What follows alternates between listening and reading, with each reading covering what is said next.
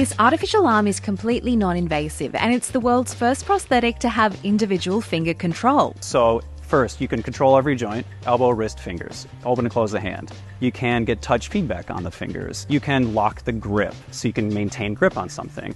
You can auto level with the hand so that it won't spill your wine or your coffee, whatever it might be. In terms of actual activities you can do with it, you could shake someone's hand. You could pack your kid's lunch. You could open your car door and just get in your car normally. The Atom Touch is a whole arm with a battery and all the compute power in the forearm. A user puts on a special shirt, then a cuff over their residual limb.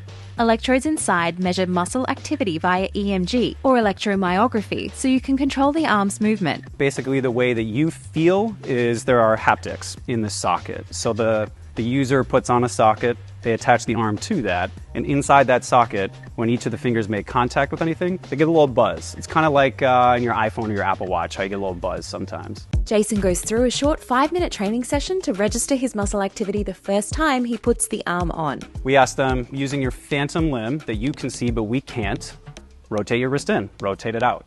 Flex your thumb, extend your thumb. It might sound a little strange to hear that, but they can do that. Even though there's been an amputation, the nerves are still sending the signals to their brain. So less than 5 minutes, flex everything, and now the system has a snapshot of what you're trying to do.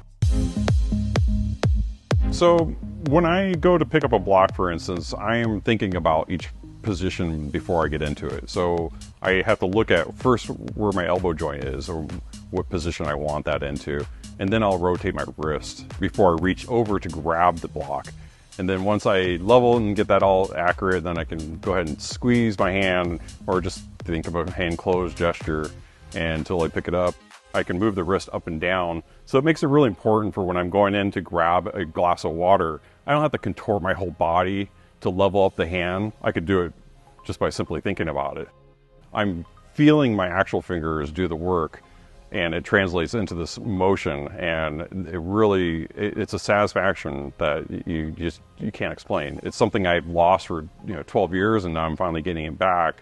What's the one real big thing that you want Atom Touch to be able to do that it can't do at the moment? The most meaningful thing is as much control as we can restore, right? It's muscle control, motor control, and it's sensory feedback. What can you really not do probably right now that we wouldn't recommend? Writing cursive, playing a piano, that's really fine motor control to do that stuff. At some point, these neural interfaces have to get a lot better.